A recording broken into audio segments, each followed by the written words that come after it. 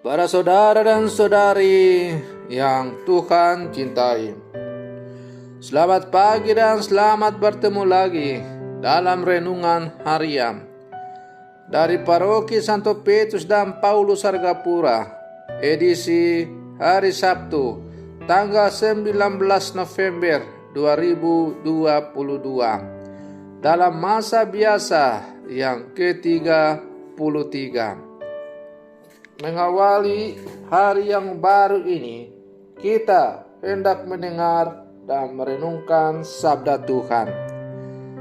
Marilah sebelum kita mendengar dan merenungkan sabda Tuhan, kita berdoa. Dalam nama Bapa dan Putra dan Roh Kudus. Amin.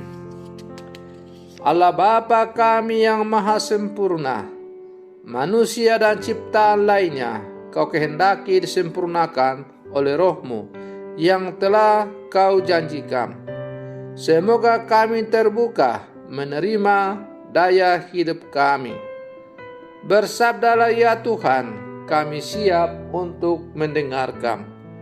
Terpujilah Engkau Bapa, Putra dan Roh Kudus, kini dan sepanjang segala masa.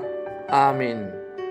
Para saudara dan saudari yang Tuhan cintai, sabda Tuhan yang hendak kita dengar dan kita renungkan untuk mengawali hari yang baru ini diambil dari Injil Lukas pasal 20 ayat 27 sampai 40. Tuhan bersamamu.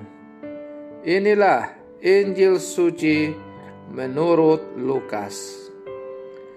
Pada suatu ketika, datanglah kepada Yesus beberapa orang Saduki yang tidak mengakui adanya kebangkitan. Mereka bertanya kepada Yesus, "Guru, Musa menulis untuk kita perintah ini. Jika seorang yang mempunyai saudara laki-laki mati dan meninggalkan istri, tetapi tidak meninggalkan anak, maka saudaranya harus kawin dengan wanita itu dan membangkitkan keturunan bagi saudaranya. Ada 7 orang bersaudara. Yang pertama kawin dengan seorang wanita, lalu mati tanpa meninggalkan anak. Lalu wanita itu dikawini oleh yang kedua dan oleh yang ketiga, dan demikianlah berturut-turut oleh ke-7 saudara itu. Mereka semuanya mati tanpa meninggalkan anak. Akhirnya wanita itu pun mati. Bagaimana sekarang dengan wanita itu? Siapakah di antara orang-orang itu yang menjadi suaminya pada hari kebangkitan?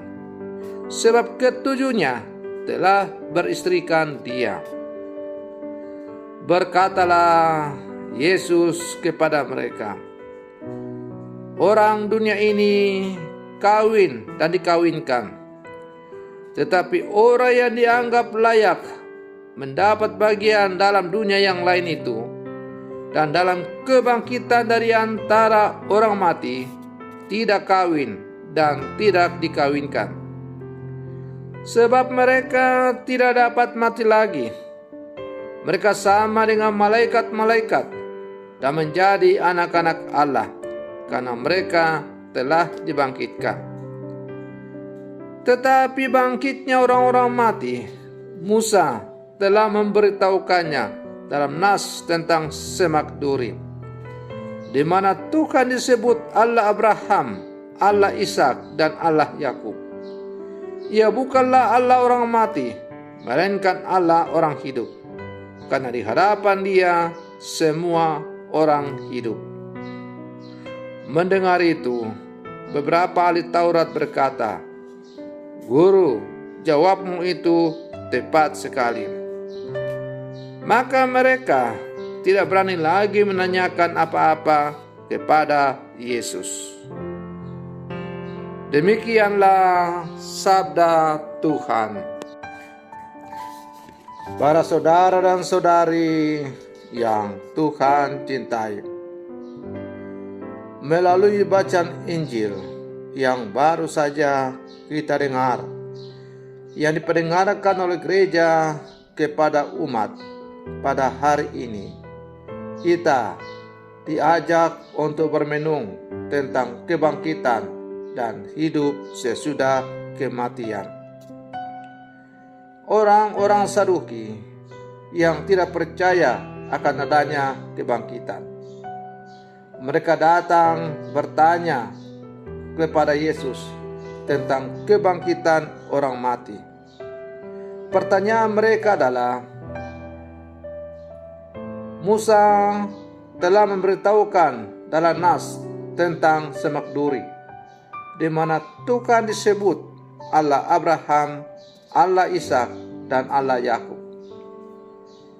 Ia bukan Allah orang mati, melainkan Allah orang hidup.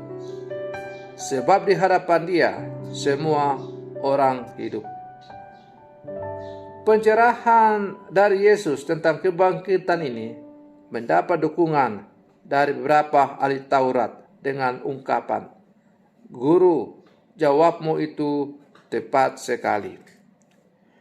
Para saudara dan saudari yang Tuhan cintai, Yesus menekankan bahwa hidup kita sesudah kematian adalah hidup yang berbeda dengan hidup saat di dunia ini. Di surga kehidupan kita seperti malaikat, sebab mereka tidak dapat mati lagi. Mereka sama seperti malaikat-malaikat, dan mereka adalah anak-anak Allah karena mereka sudah dibangkitkan. Bagaimana dengan hidup kita yang masih berjuang di dunia ini? Apakah hidup kita saat ini benar-benar menjadi sebuah persiapan yang matang untuk menyambut hari kebangkitan, sehingga kita layak menikmati kebangkitan bersama Allah Bapa? Iman kita akan kebangkitan menuntun kita mengisi dan memperjuangkan hidup kita menjadi berarti bagi sesama, sebagai bekal kita menerima anugerah kebangkitan dan kehidupan surgawi. Para saudara dan saudari yang Tuhan cintai, dengan demikian dapatlah dikatakan bahwa hidup dunia ini hanyalah sementara. Tetapi bagaimana kita hidup dunia ini akan menentukan bagaimana kehidupan kita nanti sesudah kita meninggalkan dunia ini. Karena hidup kita di dunia ini adalah anugerah yang Tuhan berikan kepada kita sebagai kesempatan untuk menyatakan diri secara konkret sebagai anak-anak Allah, sebagai sarana antisipasi untuk hidup kekal yang telah dijanjikan oleh Allah. Oleh karena itu, para saudara dan saudari yang Tuhan cintai, hendaknya hidup kita di dunia ini yang masih dianugerahkan oleh Tuhan kepada kita, sungguh-sungguh kita pergunakan sebagai sarana untuk menjalani kehidupan sesuai dengan apa yang dikehendaki oleh Allah. Hendaklah kita mempergunakan hidup yang dianugerahkan Tuhan kepada kita sebagai kesempatan untuk mengabdi dan melayani Tuhan lewat tugas dan panggilan kita masing-masing. Lewat tugas dan panggilan kita masing-masing itulah kita sebagai murid-murid Yesus menyatakan secara konkret siapakah kita ini. Para saudara dan saudari yang Tuhan cintai, dengan demikian ketika tiba saatnya kita harus meninggalkan dunia ini untuk dimintai pertanggungjawaban oleh Allah atas anugerah hidup yang telah diberikan kepada kita, maka kita telah siap untuk pergi menghadap Dia. Dan ketika pada akhirnya kita diadili, kita boleh mendapat jawaban yang sungguh menggembirakan. Baik sekali, hai hambaku yang setia, kamu telah setia dalam perkara-perkara besar. Masuklah dan nikmatilah kebahagiaan bersama Tuhanmu. Maka mari terus kita berlangkah maju bersama, mempergunakan hidup yang Tuhan anugerahkan kepada kita dengan mengisinya sesuai dengan kehendak Allah. Terjadilah saja kehendak Tuhan dalam seluruh kehidupan kita. Dan dengan menjadikan kehendak Allah sebagai kehendak tertinggi dalam kehidupan kita, maka kita layak disebut sebagai hamba-hamba yang setia, yang layak pula untuk menikmati kebahagiaan bersama dengan Dia. Semoga demikian. Selamat pagi. Tuhan Yesus memberkati.